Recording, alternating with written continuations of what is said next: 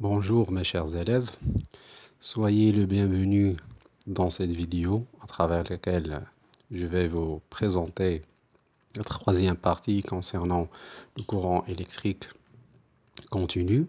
Cette troisième partie va concerner la notion de la tension électrique. Donc à travers cette vidéo, on va essayer de voir c'est quoi la signification de la tension électrique ainsi que la méthode de mesure de la tension électrique. Commençons tout d'abord par la première partie qui concerne la notion de la tension électrique.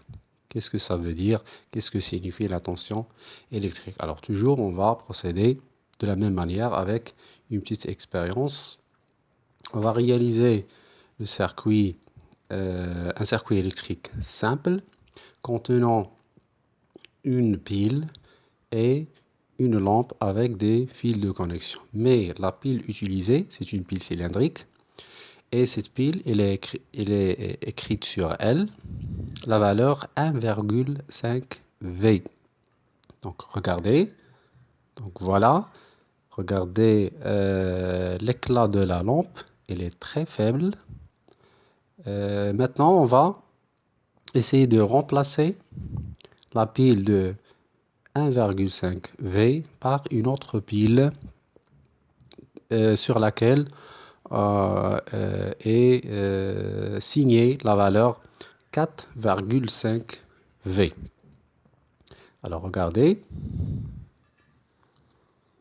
après le branchement de la même lampe avec la pile de 4,5 V, donc on observe très bien que l'éclat de la lampe est plus important que l'éclat de la lampe avec la première pile de 1,5. Donc voilà la schématisation de chaque circuit.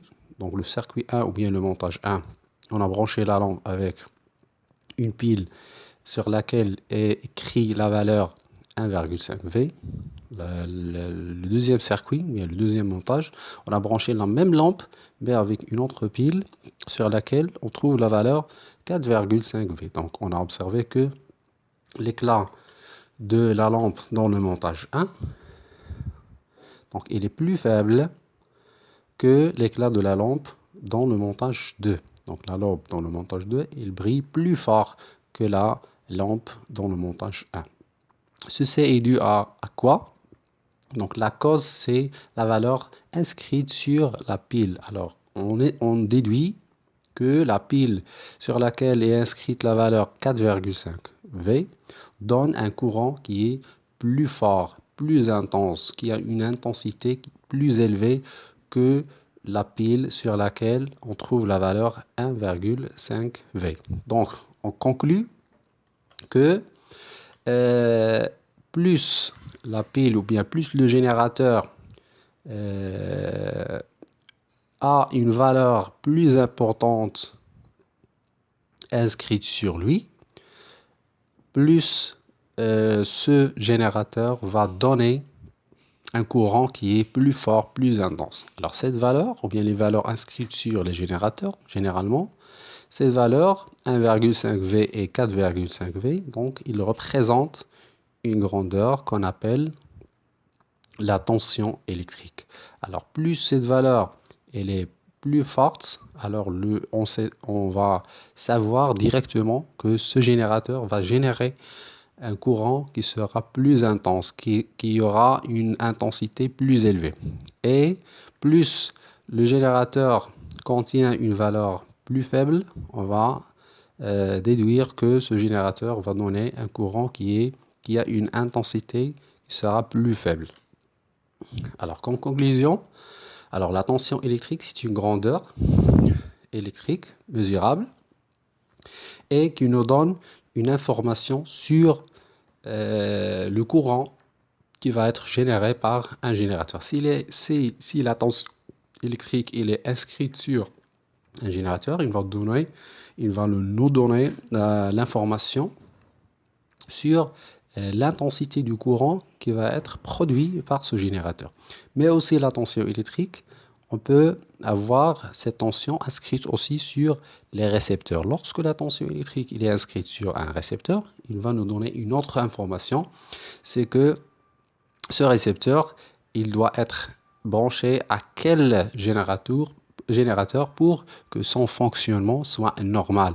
Par exemple, sur une lampe, si sur cette lampe, on trouve qu'une valeur de 5 volts elle est inscrite sur elle, on va déduire directement que cette lampe nécessite un générateur qui, qui a une valeur aussi de 5 volts. Si on va brancher cette lampe avec un générateur qui a une valeur inférieure, donc ça va donner un faible fonctionnement de la lampe.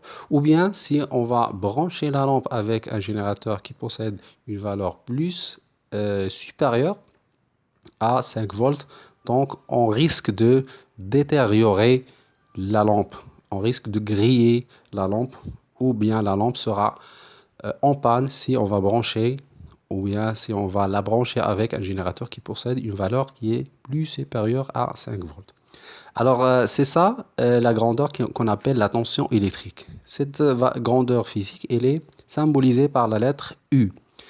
Chaque grandeur possède, comme on sait très bien, une unité et un appareil de mesure. L'unité de mesure de la tension électrique il s'appelle le volt. On l'appelle le volt et on la symbolise avec la lettre V. Pour la deuxième, ou bien le deuxième paragraphe, donc, il va concerner la méthode de mesure de la tension électrique. Comment on mesure normalement la tension électrique, soit d'un générateur ou bien soit d'un récepteur. Alors, la mesure, il s'effectue à travers l'utilisation d'un appareil qu'on appelle le voltmètre. Ce voltmètre, il est un appareil qui doit être monté en parallèle et non pas en série comme le l'ampèremètre. Donc, on doit le monter en parallèle, en dérivation, avec le dipôle, l'élément sur lequel on veut mesurer sa tension. Le symbole avec lequel on schématise le voltmètre dans un circuit électrique, c'est un cercle dans lequel on met la lettre V. Et comme vous observez, le voltmètre possède aussi une borne négative et une borne positive. Alors voilà, les appareils de voltmètre, il y en a deux types. Il y a le voltmètre analogique ou bien à aiguille, comme l'ampèremètre, et il y a le voltmètre digital, numérique, ou bien ce qu'on appelle le multimètre. Alors comment on utilise ces appareils pour mesurer la tension électrique? Pour le voltmètre à aiguille, ou bien le voltmètre analogique, donc c'est la même manière qu'on a utilisé pour l'ampèremètre, sauf que la seule exception, la seule différence entre les deux, c'est que le voltmètre doit être monté en parallèle et non pas en série avec le circuit électrique. Il doit être monté en parallèle avec l'élément. Je veux mesurer la tension de la lampe, je dois monter le voltmètre en parallèle avec la lampe. Je veux mesurer la tension de la pile, donc je dois brancher le voltmètre en parallèle, en dérivation directement avec la pile. Et on doit, comme c'est un appareil à aiguille, donc on doit déterminer la valeur de la tension par l'application de la formule suivante. Donc la tension U égale toujours à C, C c'est le calibre utilisé, fois N, la position sur laquelle s'arrête l'aiguille, quelle est la graduation sur laquelle va s'arrêter l'aiguille, et on divise par grand N, qui représente le nombre total de graduations. Donc un exemple de calcul, regardez-moi ici. Donc on a le calibre C égale à 10 volts. L'aiguille s'arrête sur la graduation numéro 62. Alors comme on a vu ensemble la dernière fois, donc chaque graduation correspond à 2. Et le nombre total de graduations, c'est 100. Donc on va appliquer directement la formule. U égale à C fois N minuscule sur N majuscule. Donc application, on applique. U égale à 10, donc le calibre égale à 10 volts, fois 62, divisé par 100, ce qui donne la valeur de 7,2 volts. Alors, comme j'ai dit pour l'intensité, donc l'unité de la tension est toujours l'unité du calibre utilisé. Comme le calibre ici est en volts, donc la tension électrique sera aussi en volts. Si on convertit la valeur de la tension du volt en millivolts, on obtient 7200 millivolts. Deuxième méthode, c'est la méthode dans laquelle on utilise le deuxième type du voltmètre, c'est le voltmètre numérique ou bien le multimètre. Voilà, ici on a un circuit électrique. On veut par exemple mesurer la tension entre les bornes de la lampe. Donc on doit premièrement brancher les fils de connexion entre les bornes de la lampe, comme ça. Comme le fil en rouge il est branché avec le pôle positif, donc on doit le mettre dans la borne positive du multimètre, qui est la pôle V, ou bien la borne V, qui a le symbole représenté par la lettre V. La deuxième, ou bien le deuxième fil, il est branché avec la borne négative. Donc, on doit le brancher avec la borne négative du multimètre qui est la borne COM. Donc, voilà. Si on veut toujours mesurer la tension, on doit utiliser la borne COM et la borne V. Pour l'intensité, on utilise la borne COM et la borne qui a A ou bien MA. A, c'est l'ampère, MA, c'est milliampère. On doit par la suite basculer le sélecteur de calibre vers la zone dans laquelle on trouve la lettre V, dédiée pour, ou bien consacrée pour la mesure de la tension. On doit toujours commencer par le plus grand calibre. Ici, le plus grand calibre, c'est 2000. Il y a 2000, il y a 200, il y a 20, il y a 2. Et par la suite, on va fermer le circuit électrique. Donc, on observe que l'appareil affiche la valeur 5. Pour savoir si le calibre utilisé, c'est un calibre convenable, adéquat ou non, donc on doit basculer le sélecteur de calibre sur la valeur inférieure, sur le calibre suivant, c'est 200. Donc on voit très bien que la valeur change, on obtient 4,5. On continue comme ça. Le calibre 20, donc on obtient la valeur 4,48.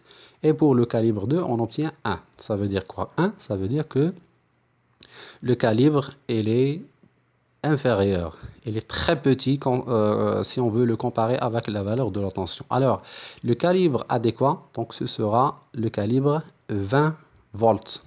Et la valeur de la tension entre les bornes de la lampe donc, sera 4,48 volts.